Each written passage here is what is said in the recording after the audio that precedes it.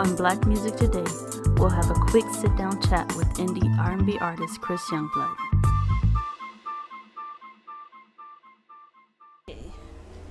Hello! No, I'm just kidding. And hello! This is Chris Youngblood today. I'm going to interview him for Black Music Today. He has a new EP coming out within the next month or so. It should be. Okay. What type of singer are you? What do you categorize yourself at all? Let's see. I put myself in the sexy category. The sexy category. the category where you'd find Marvin and all the classic guys. You know? What's your background with music? Do you play any instruments, or did you go to school for it? I didn't go to school for it. I don't play any instruments, but I produce on the keyboard. Grew up in church playing, singing. Well, grew up in church playing the trombone and singing. So I have that behind me. But other than that, can't play the guitar, flute. I can turn on the radio. So do you write all your own music? I write all my own lyrics. I've had the pleasure of working with a few producers who have done music for me. Mm-hmm. One you may know, a cat by the name of Ryakin. Ryakin. Yeah. Okay. Yeah. What's your writing process? How do you come up with songs and ideas? Well, this is what I do. I normally write to the track. If for instance, if Ryakin gives me a track, I'll take that, put it in my car, mm-hmm. and I usually write while driving. Okay. Yeah, it's the funniest thing, but the only place where I can find quiet time, mm-hmm. And no distraction is actually in my car. Gotcha. And that's where I've written the bulk of my songs, and I believe I have over 40 songs in my catalog. Okay. Well, I guess traffic in the 405 pays off or something, right? It's paid off for me pretty well. Okay. What's your normal fan or target audience that you try to shoot for? Or do you have one? I would say the people in the mid-20s to mid-40s range is my target audience. Uh-huh. People who are looking for substance or trying to remember what the classics sound like in today's music, mm-hmm. you know, and for the young kids, something a little older that's not so electronic. Gotcha.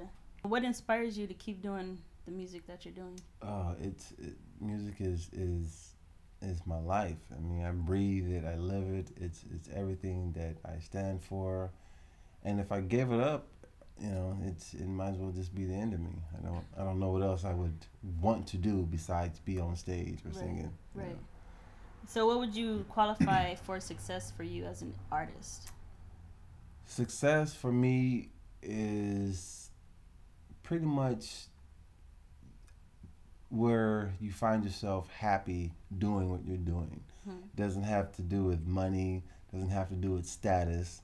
It has to do with the joy that your work brings you. If you're out there singing and you're performing, that's success. That's success when people want to be where you are. Right. When people want to share that dream, that goal, that stage, you know, that whole big hoopla that energy, they want to be part of it. The energy is crazy, and I love it. Right. Yeah. How do you view the music that's out there today? Well, the R&B is in a state of shock.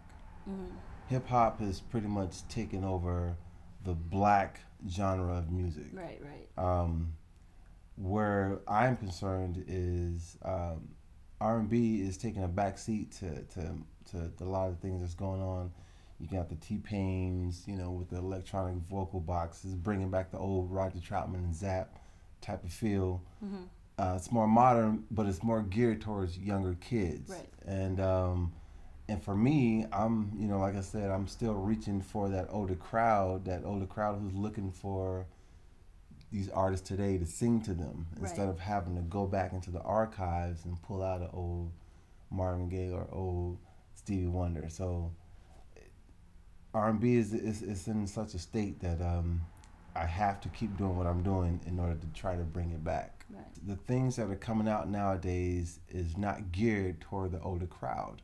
And the only things that are geared toward the older crowds are the older musicians who are still doing music today. Right.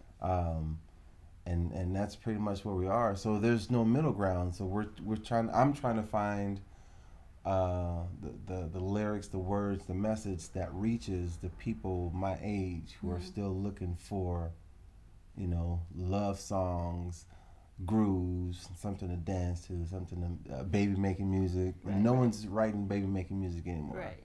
Right. So. Okay. So let's get into a little personal life. Oh, okay. Would you like to share with your fans, potential fans? Yeah. It depends on how personal we're getting here. Just the general, anything you would tell somebody in a 30-minute conversation or so. Like family, kids. Let's see. I have no kids. No kids. Not quite a single man. Okay. But still, I like to move or I like to sing to the women. Okay. And still kind of give them that, that's something to look forward to.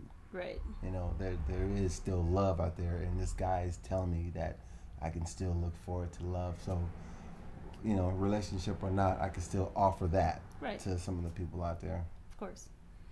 So that's pretty much. That's about it. Yeah, that's about as personal as I'm going to get with you. Okay.